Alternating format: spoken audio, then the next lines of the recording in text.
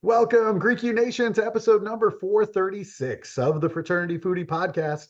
I'm your host, Mike Eilon, CEO of Greek University. I'm a speaker and an author. Our fifth book just came out. It's called Perseverance and How to Be a Great Fraternity or Sorority Alumnus. So I want you to go and pick up that book on Amazon or Barnes & Noble today. We call these episodes the Fraternity Foodie Podcast because there is nothing like great food to bring college students together.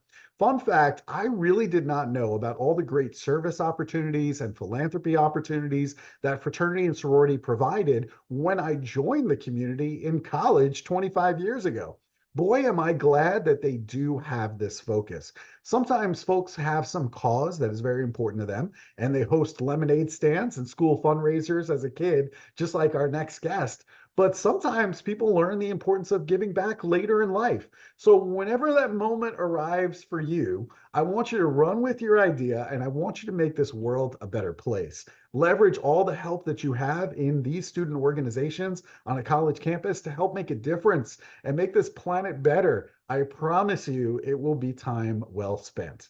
Our next guest, Leia Hunt, is a two-time childhood cancer survivor, founder of the nonprofit known as Leia's Kids, podcast host, and inspirational speaker, and she's also the author of My Battle Plan Journal. Leia has turned the devastation of her childhood cancer into a testimony of hope and faith. Leia is passionate about sharing her story and has embraced the opportunity to speak at various events. Leia's unique perspective on surviving and thriving is a story that she is willing to share with others. Welcome to the show, Leia. Hello. Hi. Thank you so much for having me. I'm so excited to be here. Oh my goodness. I am so pumped for this interview. I could not wait to get you onto the show. So I'm so excited that you're here with us because, your life story, boy, oh boy, I mean, it is just incredible. Let's start with, you being very young because you are a two-time childhood cancer survivor. Now, what that means is you were actually diagnosed with retinoblastoma, which is a rare form of eye cancer, when you were only 2 years old. And your battle with childhood cancer, that meant undergoing 26 surgical procedures, multiple rounds of chemo, ultimately the insertion of a radioactive plaque in your left eye. The radiation now has defeated the cancer, but now it left you blind in your left eye. So, talk to our audience a little bit about what your childhood was like with all those side effects from treatment, being blind in one eye, and just being different than all the other kids. Yes, definitely. So my story definitely started at a very young age, just like Richie said, at 2 years old, just a little tiny human. And that was kind of my new normal. And that's one of the things I always point out about when you are going through something so difficult, your new normal starts right then and there, and how to adjust and how to live life post that. And so I just had that opportunity at a young age. And so, like you said, I fought for a year. My cancer went away. I quickly relapsed, did another year of treatment. And then I was just kind of left to be like, okay, now what? Because at that point, I knew more about going to the doctor, getting blood work done, your blood cells, what an MRI was, what a CT was, more than I knew about Disney and what I knew about the newest princess and the costume that was out and the movie in the movie theater. And so from a young age, I just have always felt very different. I would walk my school hallways and I would leave and go to the doctor's office, and I would be gone for 2, 3, 4 days. And sometimes we would have to get on a plane and fly to a specialist. And then I would come back and go to school and nobody ever knew what was happening. And so to me, it was like, wow, I just experienced all this, but yet people my age, they have no idea. If I said the word cancer to another second grader, they probably wouldn't know what I was talking about. And so it was always felt very different. And then you had the side effects on top of that, so I lost my hair. So now I was in the stages of growing my hair back. I was in the stages of readapting into basically society, going back to school, trying to make friends. But then also the biggest side effect I had was chemo brain. And this is something that not everyone talks about, but that chemo brain, it's so true. And it's so real that you really, that memory, it's so much harder to remember. So memorizing multiplication tables in elementary school was not as easy for me as it was for peers. And so I had my own aide, and I would have to stand up in the middle of class and go to her room, and we would take tests together. I saw a tutor 3 times a week for 2 hours after school. And that was just something that, like, maybe some kids finished homework in 2, 3 hours. And for me, it was an all night, if not all week process to get school done, because one, you're lethargic, you're tired, you're not your motivation to learn, but the capacity of what you can do with your body while you're still having, radiation side effects going through your body. It makes stuff a little bit harder. And so I really had to adjust, and I had really supportive parents who were able to help me adjust and got me the resources I needed. But then also on top of that, I was completely blind in one eye. So I went from 2 eyes to one. And, sometimes when someone would leave like a locker door open in the hallway, and if I didn't see it, it was on my left side, like, boom, there it was. I loved basketball, but it got to the point where, the other teams kind of started realizing that I couldn't see on one side. And that was a whole new dynamic as I got older. And I was like, okay, so I either need to change how I'm playing or I need to exit the sport. I was a huge track athlete, track and cross country. And so I was very lucky that at the track, you always made left turns and you were like, had my blind eye on the inside. But it was just little things like that you constantly had to readjust. But then those side effects are life lasting. I'm now 24, and I can tell you that I still feel my chemo side effects. And I can still feel, there's some things even now, like when I got my driver's license or different things on the road, it's like, you just have to do things a little bit different. And I think that's okay. I think out of everything, I'll take these side effects over anything else. So I'm definitely fortunate that is the worst that it is. Wow, what a story. Unbelievable. I mean, the other thing that's just amazing to me is that you developed and founded Leah's Kids when you were a senior in high school. This is a nonprofit organization. Your mission is to spread hope and bring financial support to children and their families that are actively battling childhood cancer. But I mean, you could have just focused on yourself and just focus on you getting better and then live out your life. Why was it important for you to start this nonprofit, and what do you do for other families? Right. So Leah's Kids really stemmed from 2 words: do more. I wanted to do more. I wanted to be more. I wanted to give back, but I also wanted to help people. I knew that I had a story and I had a mission from my story, and I just didn't want to sit on it. I didn't want to be like, okay, this is something that happened to me, and that's that. That's great. Okay, put it on the shelf, and maybe I'll think about it in 30 years. I really wanted to be boots on the ground in the trenches, and I wanted to be one-on-one with these kids. I knew what they were thinking. I knew what they were feeling. I knew how it felt to lose your hair. I knew how it felt to look different. For me, I wore my scars on my face. My left eye drifts. It's a different color. It does its own thing. And kids realize that. And I know that there's other kids that were physically wearing their scars, but then I also knew there was families that went through what my family went through. And I wanted to be there for them. And so I grew up doing lemonade stands. I had the whole school district at one point doing different fundraisers. Each classroom would compete against each other, and we would do yard sales. We did the whole 9 yards as I was a kid. And I would always go and bring it to my hospital. And I'd bring it to my doctor every time I would see her. And I would be like, this is what I raised for you. Thank you so much. I'm so excited. And then one day, I went to my parents and I said, I don't want to just give to research. I don't want to just give to the hospitals, the doctors. I want to give directly to the families. I want to take that pressure off of the mom and the dad. And my dad looked at me and he was like, Leah, you've been doing this fundraising your whole life. You've always been trying to help these. He's like, what about a nonprofit? And the next day we sat down, and it was the day of my birthday. My dad and I opened the laptop, and he was like, let's do it. And I started that paperwork right then and there, but it really came from those words of wanting to do more. And so over the years, Leah's Kids has been my baby. It's grown up with me. We went to high school together. We went to college together. We graduated together. And now here we are today. And what we really do is we give financial money to families. So we help them with those mini grants. So, no mom and dad has to choose between going to work to pay the bills or sitting at their child's bedside, because that is a decision nobody should ever have to make. You should be able to be with your child. You shouldn't have to worry about the parking garage or childcare or buying them new clothes because steroids, they've lost weight or gained weight and they need new pajamas in the hospital. Like, you shouldn't have to make that decision. But then I also think keeping the family unit together is so important, that siblings are fighting right alongside brother and sister.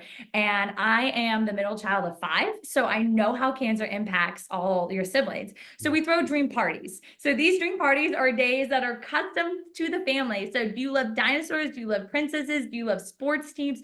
Whatever it is, they get to pick it. And then we take everything they like and we craft a beautiful, fun day where they get the donation, they get the experience of a lifetime, but then they also get that message of hope, to where we sit and we work with them and we be like, hey, I know this sucks, but this is how we're going to get through it. And I know you don't want to be the kid in the hospital, but this is what helped me and I want to help you. And so in a nutshell, we have so many other things, but in the nutshell, it's those little grants and then those big parties. Amazing. I absolutely love this story. But, being a part of a nonprofit, that also means that you need to have some board of directors. So how does this board help you to help advance Leah's kids? Right. From a very young age, starting Leah's kids, I was always asking questions. I would call other foundations. I would ask for people to meet with me. I would meet with city council members. I would be like, hey, this is what I'm working on. This is what I want to do.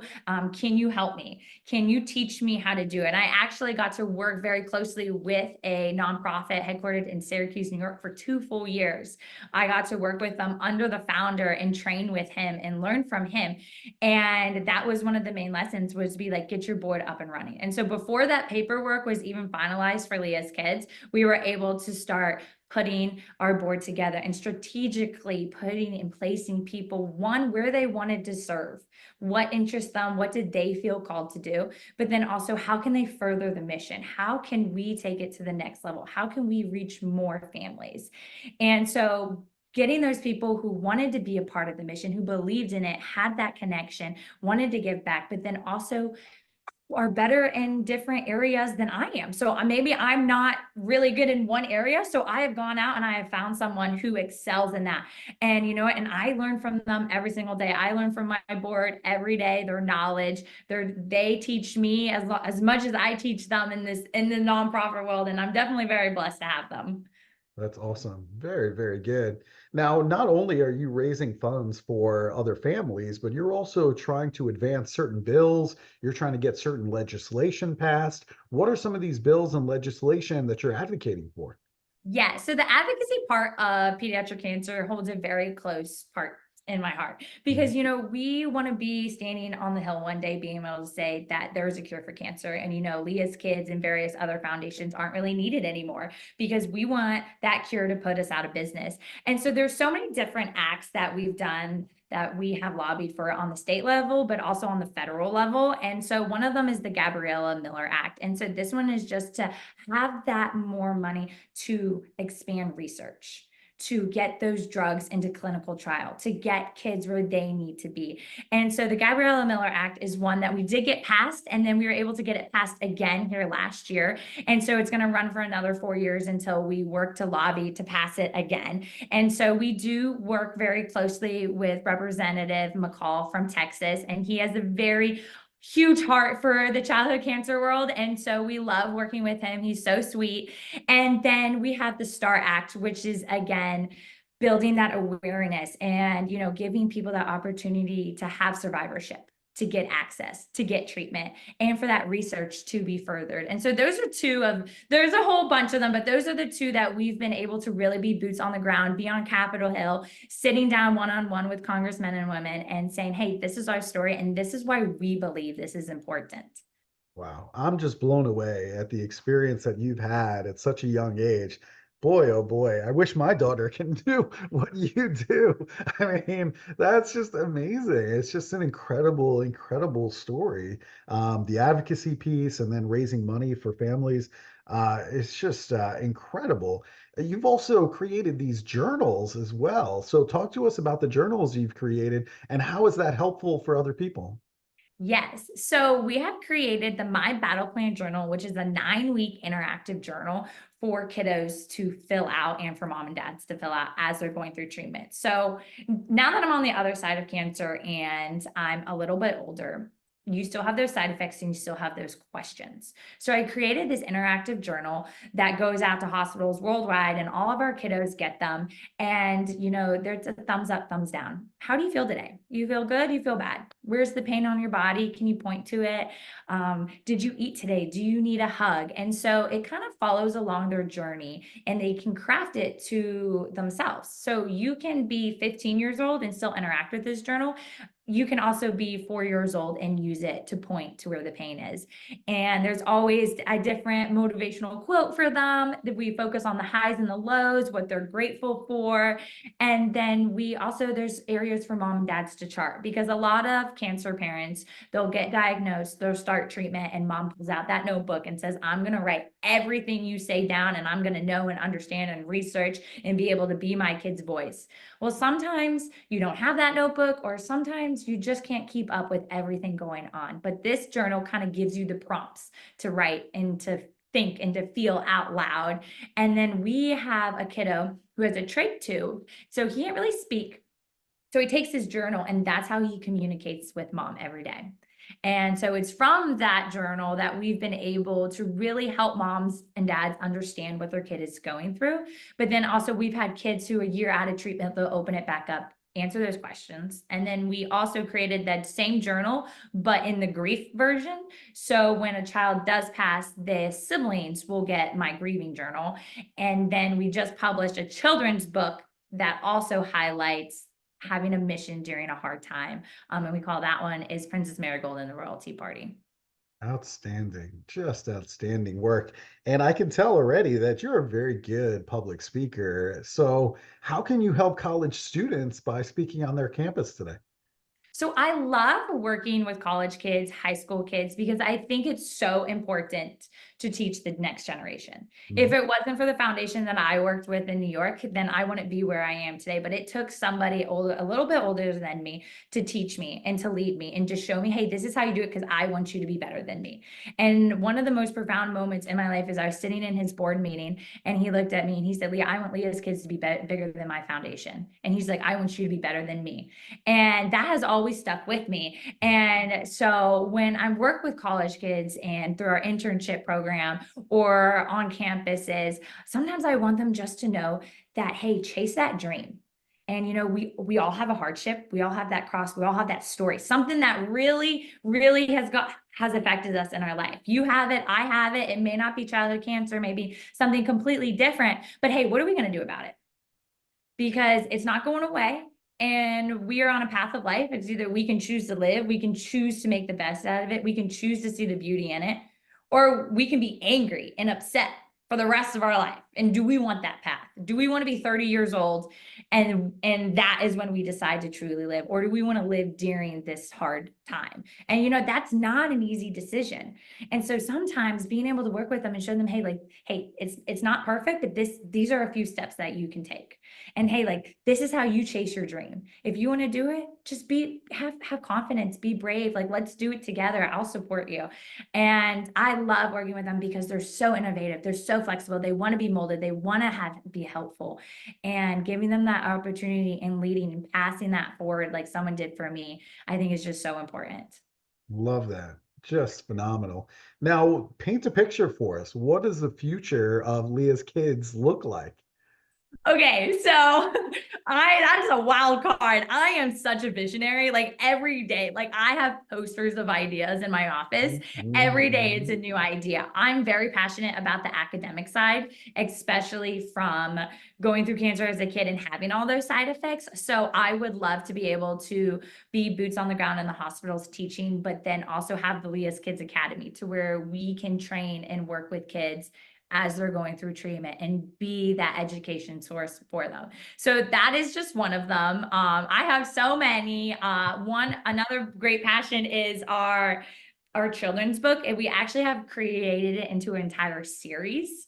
And so we're slowly building out that series right now. And so those are two of my biggest Biggest dreams, obviously, to do more parties and to give even more funding to kids. But we do have a few surprises coming up here in the next few months with Leah's kids. So I'm really excited that, putting a lot of these dreams out into the world and saying like, hey, this is my dream, but this is for you. And oh man, I could go on all day. I love that you're a dreamer. I love that you're a visionary. And I knew right away she probably has all kinds of things on her vision board about what the future looks like already. So this should be a softball question. Yes, yes.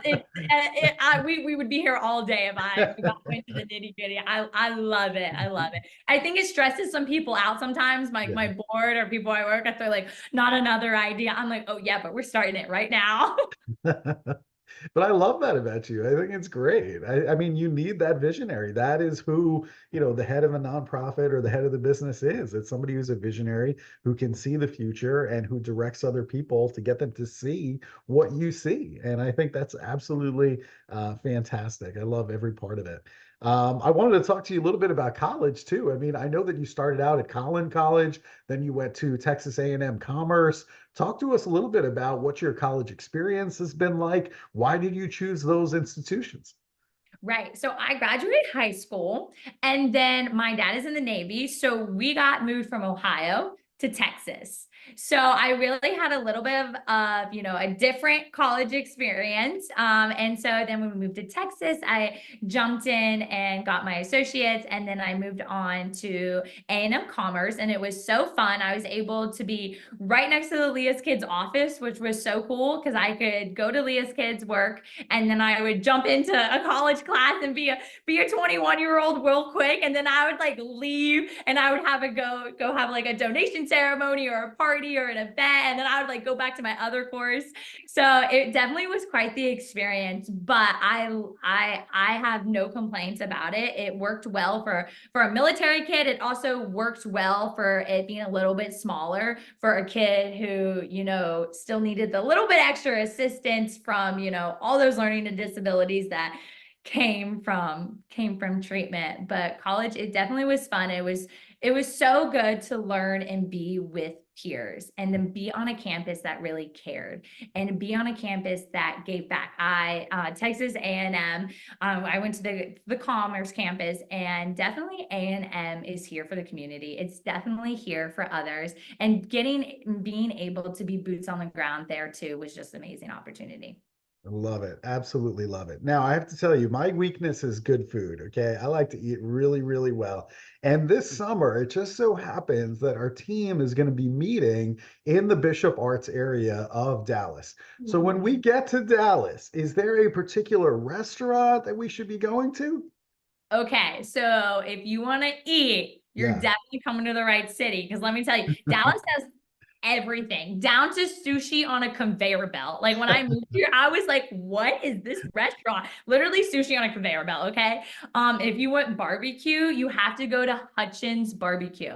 Like you gotta get there a little bit early because the line is literally wrapped around the building, like down the road, but it's the best barbecue you will ever eat. So Hutchins Barbecue, it Okay. is so, so good. If you want to sit outside and kind of have a cold beer and kind of chit chat, but able to like move around, you want to go to the Ice House on Katy Trail. That one specifically they do a really good job, like live music, the whole 9 yards. If you're a coffee lover, okay, like me, like you have 7 cups of coffee by 7 a.m., but just me, you want to go to the La La Land because I love yellow and it's all yellow and it's all cute little positive sayings. It's real cute. It's more girly. You may not be into that one, but if I had to pick one for you, you got to go to the barbecue.